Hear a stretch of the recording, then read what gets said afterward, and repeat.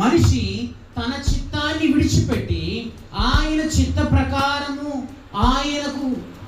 ఆయనకు మనము అనుకూలముగా నడిచినప్పుడు, ఆయన ఆలోచనలకు మనం సరిగా నడిచినప్పుడు మనకున్నటువంటి భౌతికమైన ప్రతి ఈవిని దేవుడు చూడడంటే కానీ ఆ సమయంలో మనం చేసేటువంటి మనవి ప్రభు చెంతకు చేరి ఈ భూమి మీద మనం ప్రార్థించిన ప్రతి దాన్ని భూమి మీద తీసుకొస్తుందట.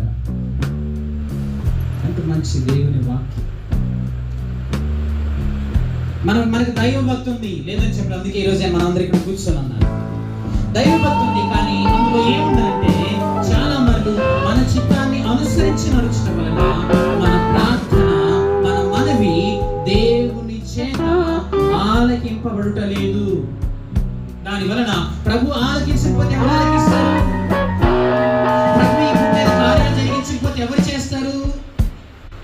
చేసేటువంటి ప్రార్థన ఈ భూమి మీద ఈ భూమి మీద కాదు, అంతరిక్షంలోనైనా అద్భుతాలను చూపించగలరు దేవుని.